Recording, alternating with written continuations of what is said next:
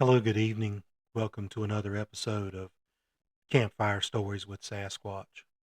Tonight I'm going to do things a little differently. I'm not telling a ghost story. I'm going to tell a true hunting story that I wrote about back in 2019.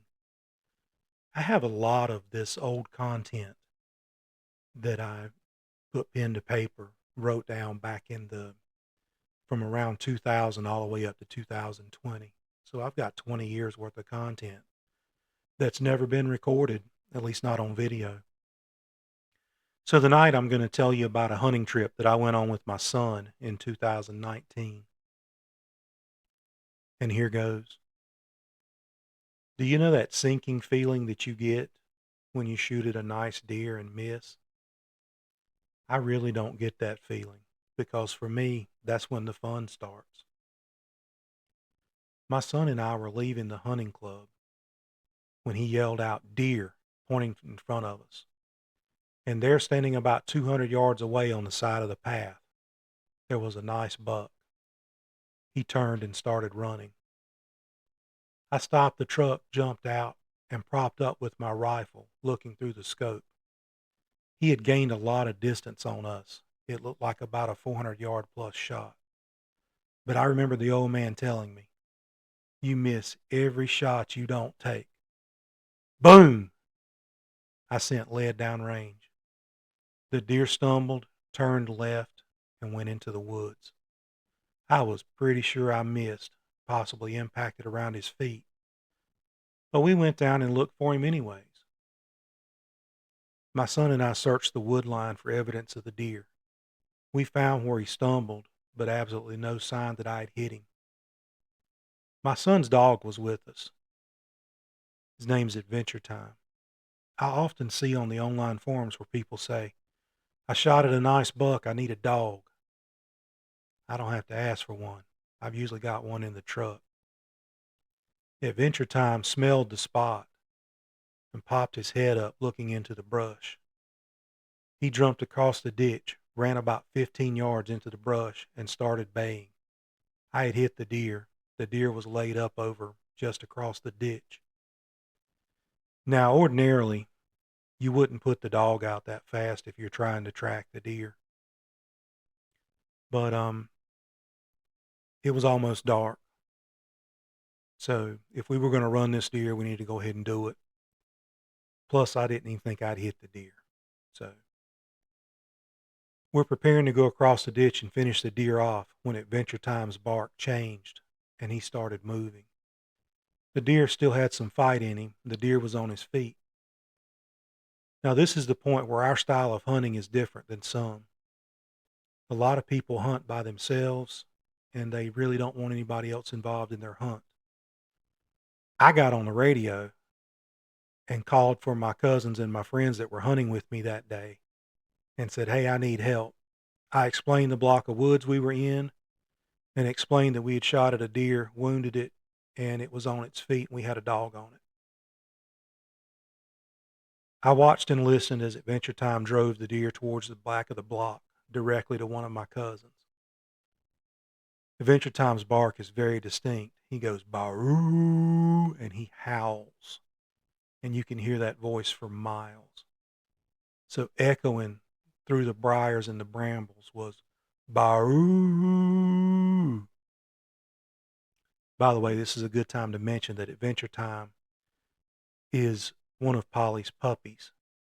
He was involved in the Polly's Puppies episode where they chased the bear. He was one of the puppies.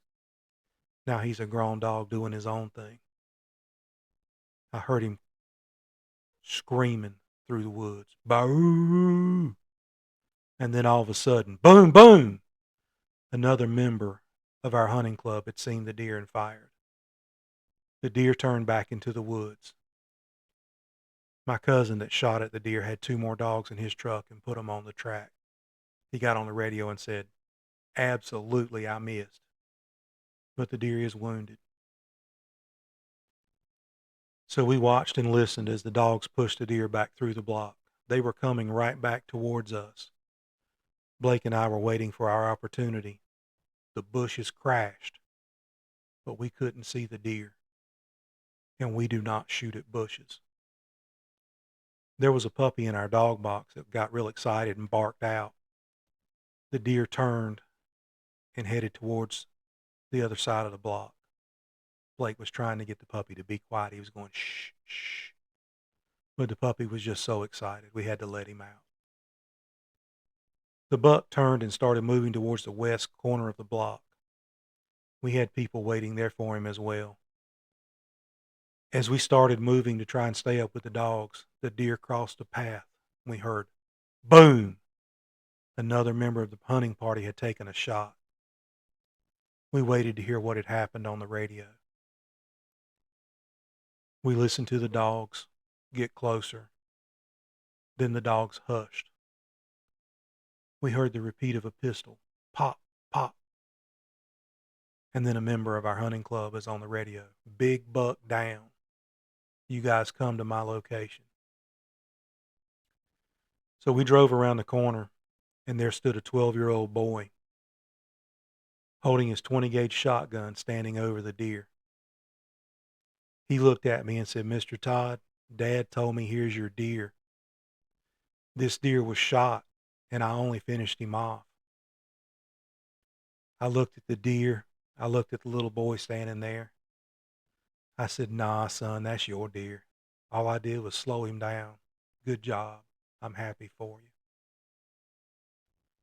To me, it's about the thrill of the chase, not the kill. How many hunters reading this get just as excited about your friend, your neighbor, your relative, or someone you just met, harvesting the deer just as if you had done it yourself? Oftentimes we forget that hunting is supposed to be recreation.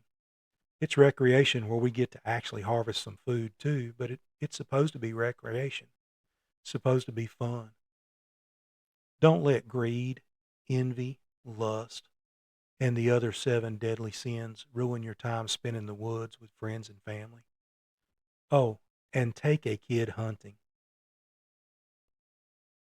About using the dogs. In prehistory, mankind domesticated dogs as our hunting partners. Ancient man hunted in packs, just like we do today. Our technology's better, but we're still working together as a team, and it all comes down to teamwork between men and their symbiotic relationship with their hounds. This story was written by me, Todd Edwards, in 2019. It's a true story that happened at Richlands Hunting Club in Onslow County. Thank you for listening. Thank you for being there. Come back next time for another Campfire Stories with Sasquatch.